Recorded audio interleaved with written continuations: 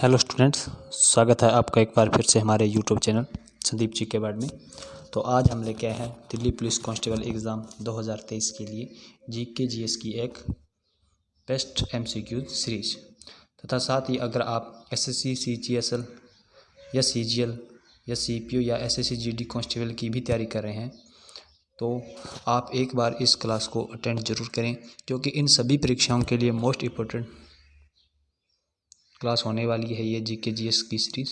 तथा इसमें best MCQs है वो आपको प्रोवाइड कराए जा रहे हैं, ताकि आप अपनी तैयारी को और बेहतर लेवल पे कर सकें। तो आइए स्टार्ट करते हैं। फर्स्ट है प्रश्न हमारा, महाभारत का फारसी में अनुवाद अकबर के लिए किस व्यक्ति ने किया था? ऑप्शन है अबुल फजल ने, या बदायूनी ने, या टोडरमल, या आसफ खां के द्वारा। तो राइट ऑप्शन हो जाएगा बदायूनी के द्वारा महाभारत का फारसी में अनुवाद किया गया, जिसका नाम रजबनामा था। ऑप्शन नंबर बी इस क्वेश्चन का एकदम राइट आंसर है। आगे बढ़ते हैं। टीपू सुल्तान व अंग्रेजों के मध्य मंगलोर की संधि कब हुई? ऑप्शन है 1782 ईस्वी में, या 1783 ईस्वी में, या 1823 ईस्वी में, या 1784 ईस्वी में। तो टीपू सुल्तान के जो पिता थे, जिनका नाम हैदर अली था, उनकी मृत्यु हुई थी 1782 ईस्वी में। आपको यह भी पता होना चाहिए।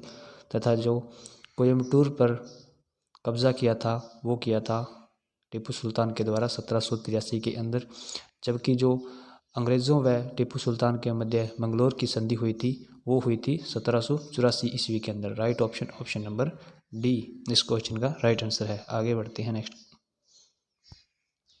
मुगलों का एकमात्र शासक जिसको 1857 ईस्वी की क्रांति के समय या बाद में अंग्रेज़ों ने जिंदा पकड़कर रेंगून, जिसे वर्तमान में म्यांमार कहा जाता है, भेजा, वह कौन था? ऑप्शन है बहादुर शाह प्रथम, या शाह आलम द्वितीय, या अकबर द्वितीय, या बहादुर शाह जफर द्वितीय। तो इस क्वेश्चन का राइट आंसर हो जाएगा option number D. Bahadur Shah Zafar द्वितीय को अंग्रेज़ों ने 1857 ईस्वी की क्रांति के बाद म्यांमार में भेज दिया था, जिसे रेंगून कहा जाता था उस समय। Right option D. Next question है, सुल्तान फतेह अली खान साहब किसका नाम था? ऑप्शन है टीपू सुल्तान का, या हैदर अली, या फिरोज तुगलक, या गयासुद्दीन तुगलक का। तो कई बार परीक्षा में पूछ लेता है कि जो टीपू सुल्तान है इनके पिता का नाम क्या है, तो आप सभी को पता होना चाहिए हैदर अली इनके पिता का नाम है, जबकि टीपू सुल्तान को फतेह अली खान साहब भी कहा जाता है। ऑप्शन नंबर ए इस क्वेश्चन का राइट आंसर हो गया ऑप्शन नंबर ए। आगे बढ़ते हैं। भारत का सबसे पहले राष्ट्रीय उद्यान कब स्थापित किया गया था? ऑप्शन है 1936 में, ऑप्शन बी है 1982 में, या ऑप्शन नंबर सी है 1972 में, या ऑप्शन नंबर डी है 1981 में। तो इस क्वेश्चन में आपको दो प्रकार के क्वेश्चन बन रहे हैं। कई बार परीक्षा में पूछ लेता है जो वन्य जीव संरक्षण अधिनियम है वो किस वर्ष पारित किया गया था? तो आप सभी को पता होना चाहिए वो 1972 में पारित किया गया था, लेकिन इसे लागू 1973 के अंदर किया गया था। तथा हमारे इस क्वेश्चन के हिसाब से भारत का जो पहले राष्ट्रीय उद्यान है वो 1936 में बना था उत्तराखंड में, जिसका नाम था हेलीनाम। लेकिन कुछ समय बाद उसका नाम जिम कॉर्बेट नेशनल पार्क कर दिया गया, लेकिन बाद में फिर उसका नाम चेंज हो गया, जिसका नाम रामगंगा नेशनल पार्क कर दिया गया। तो इस क्वेश्चन का right answer option number C 1936 में भारत का जो पहले राष्ट्रीय उद्यान था वो बनाया गया था, तथा उत्तराखंड के अंदर। नेक्स्ट क्वेश्चन की ओर बढ़ते हैं। मानस राष्ट्रीय उद्यान किस राज्य में स्थित है? ऑप्शन है पश्चिम बंगाल में, या असम में, या लद्दाख, या अरुणाचल प्रदेश में। तो मानस जो राष्ट्रीय उद्यान है वो असम में पड़ता है। Option number B. Next question है, स्थानीय स्वशासन का जनक किस गवर्नर जनरल या वायसराय के द्वारा लागू किया गया था? ऑप्शन है लॉर्ड रिपन के द्वारा, या लॉर्ड कर्जन के द्वारा, या लॉर्ड बेलेजली के द्वारा, या लॉर्ड हार्डिंग के समय। तो राइट आंसर हो जाएगा option number A, Lord Ripon के द्वारा स्थानीय स्वशासन लागू किया गया था। लेकिन आपको इन तीनों के बारे में कुछ विशेष बातें पता होना चाहिए। जैसे 1905 में बंगाल का विभाजन है वो लॉर्ड कर्जन के समय हुआ था, जबकि जो सहायक प्रणाली है उसको लागू करने वाला पेलेजली था।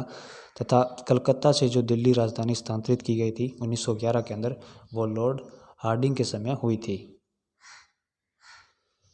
आगे बढ़ते हैं। संविधान सभा द्वारा भारत के राष्ट्रीय ध्वज को कब अपनाया गया? ऑप्शन है 24 जनवरी 1950 को, या 22 जनवरी 1947, या 13 दिसंबर 1946, या 22 जुलाई 1947 को।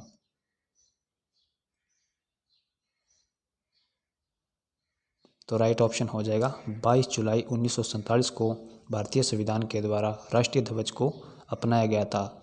लेकिन कई बार परीक्षा में इससे हटके भी प्रश्न पूछ लेता है। जैसे राष्ट्रीय गान तथा राष्ट्रीय गीत को कब अपनाया गया? तो वो अपनाया गया 24 जनवरी को। तथा प्रस्तावना जो सर्वप्रथम बार पेश की गई थी वो की गई थी 13 दिसंबर 1946। लेकिन प्रस्तावना को जो स्वीकार किया गया था वो 22 जनवरी 1947 को किया गया था। तो आपको यह कुछ विशेष बातें संविधान के बारे में पता होनी चाहिए। आगे बढ़ते हैं। पुर्तगाली यात्री वास्को डी गामा का कालीकट आने पर भव्य स्वागत करने वाला भारतीय राजा कौन था? ऑप्शन है शाह आलम द्वितीय, या जमोरिन, या अकबर, या हुमायूं। तो वास्को डी गामा का जो भारत के राजा के द्वारा स्वागत किया गया था उनका नाम था Zamorin. Option number B. Next question है, रकत में आरबीसी, जिन्हें लाल रकत कणिकाओं भी कहा जाता है, के बढ़ने को क्या कहा जाता है? ऑप्शन है ल्यूकेमिया, या एरिथ्रोसाइट, या पॉलीस्थेमिया, या ल्यूकोसाइट। तो आरबीसी के रकत में बढ़ने को पॉलीस्थेमिया कहा जाता है। Option number C. लेकिन आपको इन सभी ल्यूकेमिया तथा इनके बारे में पता होना चाहिए। तो जब भी डब्ल्यूबीसी यानी हमारे श्वेत रक्त कणिकाओं में डब्ल्यूबीसी की संख्या बढ़ जाती है तब उस समय हमें ल्यूकेमिया हो जाता है, जिसे ब्लड कैंसर कहा जाता है। तथा डब्ल्यूबीसी का जो रासायनिक नाम है वो है ल्यूकोसाइट, तथा जो आरबीसी का रासायनिक नाम है उसका नाम है एरिथ्रोसाइट। आपको यह भी पता होना चाहिए, कई बार परीक्षा में पूछ लेता है। तो इस क्वेश्चन को आप मोस्ट इम्पोर्टेंट करके अपनी कॉपी या में नोट जरूर करें, क्योंकि यह बहुत ही महत्वपूर्ण प्रश्न है। नेक्स्ट क्वेश्चन की ओर बढ़ते हैं। कौन सा विटामिन शरीर में भंडारित नहीं रहता है? ऑप्शन है विटामिन के, या विटामिन सी, या विटामिन डी, या विटामिन बी। तो हमारे शरीर में जो भंडारित नहीं रहता है वो है विटामिन सी। लेकिन कई बार परीक्षा में इसे अलावा पूछता है जो रकत का थक्का बनाने में सहायक है वो कौन सा विटामिन है? तो वो हो जाएगा विटामिन के। आगे बढ़ते हैं। नेक्स्ट क्वेश्चन है हमारा, हड्डियों का कमज़ोर होना या मुड़ जाना किस विटामिन की कमी के कारण होता है? तो ऑप्शन है विटामिन डी के, या विटामिन ई के, या विटामिन बी के, या विटामिन ए के।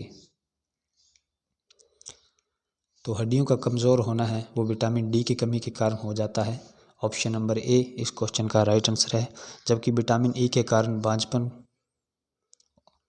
महिलाओं में बांझपन का शिकार होना इस रोग की कमी के कारण, विटामिन ई की कमी के कारण हो जाता है। जबकि विटामिन बी के कारण बेरी नामक रोग हो जाता है। जबकि विटामिन ए के कारण रतौंधी नामक रोग हो जाता है। नेक्स्ट क्वेश्चन की ओर बढ़ते हैं। किस जैन धर्म में 16 महाजनपदों का उल्लेख मिलता है? ऑप्शन है अंगुत्तर निकाय में, या भगवती सूत्र, या त्रिपिटक, या आगम।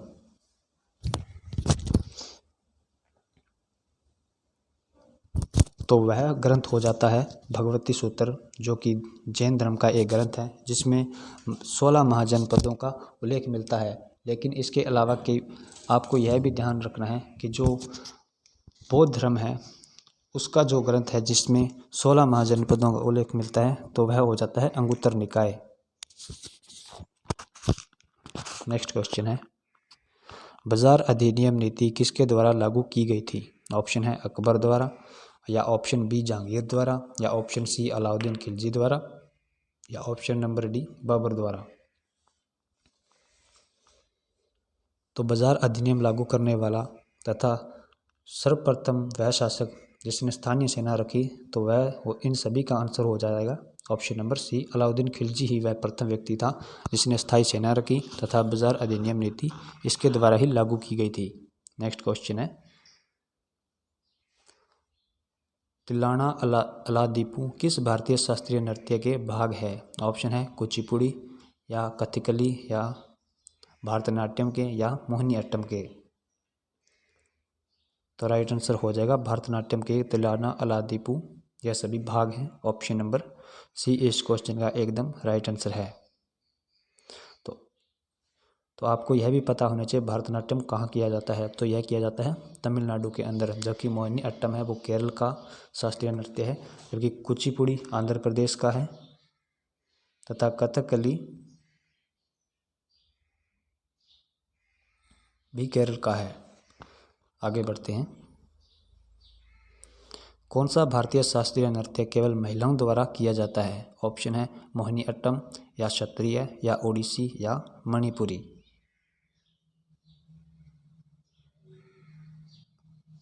तो राइट ऑप्शन हो जाएगा ऑप्शन नंबर ए मोहिनीअट्टम। आगे बढ़ते हैं, नेक्स्ट क्वेश्चन, पहली बार विश्व हिंदी दिवस का आयोजन कहाँ पर किया गया था? ऑप्शन है इटली में, ऑप्शन बी फ्रांस, या ऑप्शन नंबर सी नागपुर, या ऑप्शन नंबर डी बेल्जियम में। तो इससे संबंधित एक तारीख पूछी जाती है। विश्व में प्रथम बार जो हिंदी दिवस है वो 10 जनवरी 1975 में प्रथम बार हिंदी दिवस का आयोजन किया गया था। वो किया गया था नागपुर भारत के अंदर, ऑप्शन नंबर सी। लेकिन 2023 का जो विश्व हिंदी का आयोजन है वो फिजी के अंदर किया जाएगा। नेक्स्ट क्वेश्चन की ओर बढ़ते हैं, परमाणु का सिद्धांत निम्न में से किसने दिया था? ऑप्शन है रदरफोर्ड ने, या आर्किमिडीज, या डब्ल्यू के रोजन के द्वारा, या जॉन डाल्टन के द्वारा। तो राइट ऑप्शन है option number D, John Dalton के द्वारा परमाणु का सिद्धांत दिया गया था, ऑप्शन नंबर डी। जबकि डब्ल्यू के रोजन के द्वारा एक्स किरणों का सिद्धांत तथा आर्किमिडीज के द्वारा उत्पादन का नियम दिया गया था तथा रदरफोर्ड के द्वारा प्रोटॉन की खोज की गई थी। आप सभी को यह पता होना चाहिए। आगे बढ़ते हैं, भारत में परमाणु कार्यक्रम के जनक किनको माना गया है? ऑप्शन है डॉक्टर विक्रम साराभाई को, या डॉक्टर होमी जहांगीर बाबा को, या ऑप्शन नंबर सी है डॉक्टर हरगोविंद खुराना, या डॉक्टर HN सेठना को।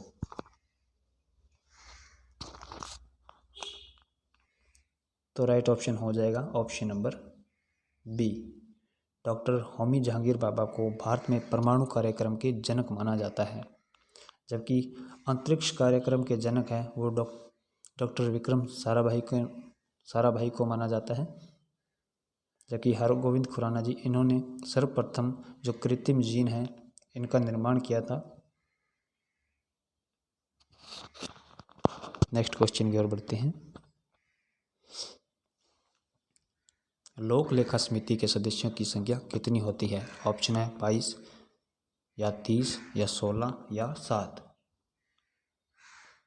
तो लोक लेखा समिति की सदस्यों की संख्या है वो 22 होती है, जिसमें से 15 लोकसभा के तथा 7 है वो राज्यसभा के होते हैं। और इस समिति का जो प्रमुख कार्य है वो CAG के द्वारा बजट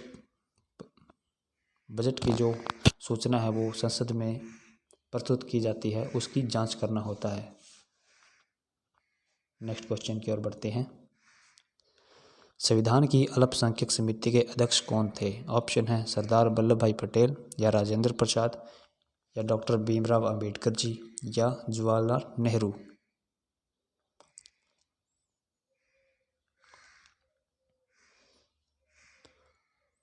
तो राइट ऑप्शन है option number A, Sardar Vallabh भाई पटेल अल्पसंख्यक समिति के अध्यक्ष थे। नेक्स्ट क्वेश्चन है, दक्षिण अफ्रीका में महात्मा गांधी द्वारा प्रकाशित पत्रिका का नाम क्या था? ऑप्शन है नवजीवन,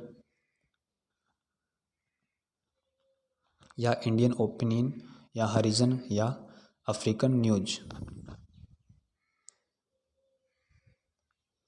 तो राइट ऑप्शन है option number B, Indian opinion Mahatma Gandhi ji के द्वारा दक्षिण अफ्रीका में प्रकाशित की गई थी। यह एक पत्रिका थी। नेक्स्ट क्वेश्चन की ओर बढ़ते हैं। गांधी जी की मृत्यु पर किसने कहा कि हमारे जीवन से प्रकाश चला गया? ऑप्शन है सरोजिनी नायडू ने या राजेंद्र प्रसाद ने या सरदार वल्लभ भाई पटेल या जवाहरलाल नेहरू ने। तो यह कथन कहा था option number D, Pandit Jawaharlal Nehru के द्वारा। नेक्स्ट क्वेश्चन है, किसने कहा मेरी पीठ पर किया जाने वाला प्रहार ब्रिटिश साम्राज्य के ताबूत में एक कील सिद्ध होगी? लाला लाजपत राय ने ऑप्शन है, या भगत सिंह ने या चंद्रशेखर आजाद ने या बाल गंगाधर तिलक ने। तो राइट ऑप्शन है option number A, Lala Lajpat Rai के यह कथन है। नेक्स्ट क्वेश्चन की ओर बढ़ते हैं। किसने मोहम्मद अली जिन्ना को हिंदू मुस्लिम एकता का दूत कहा? ऑप्शन है एनी बेसेंट ने या पंडित जवाहरलाल नेहरू ने या दादा भाई नौरोजी ने या सरोजिनी नायडू ने। तो राइट ऑप्शन है सरोजिनी नायडू के द्वारा यह कहा गया कि हिंदू मुस्लिम एकता का दूत है वो मोहम्मद अली जिन्ना है। Option number D. Next question है, रजिया सुल्तान किसकी बेटी थी? ऑप्शन है इल्तुतमिश की या कुतुबुद्दीन ऐबक की या नसरुद्दीन की या बलबन। तो आप सभी को पता है अभी जो रजिया सुल्तान है वह इल्तुतमिश की पुत्री थी तथा इनका जो कई बार परीक्षा में शासनकाल पूछ लिया जाता है तो वो 1236 से 40 ईस्वी तक ही हुआ था। मोस्ट इम्पोर्टेंट पर्सन है ये। नेक्स्ट क्वेश्चन की ओर बढ़ते हैं। मौर्य साम्राज्य में प्रचलित मुद्रा का क्या नाम था? ऑप्शन है पर्ण, ऑप्शन बी है तोल या ऑप्शन नंबर सी है कोंकणी या ऑप्शन नंबर डी है दिनार। तो राइट ऑप्शन है पर्ण मौर्य साम्राज्य में प्रचलित मुद्रा का नाम था, option number A. Next question की ओर बढ़ते हैं। मौर्य काल में शिक्षा का सर्वाधिक प्रसिद्ध केंद्र कौन सा था? ऑप्शन है वैशाली या नालंदा या तक्षशिला या उज्जैन।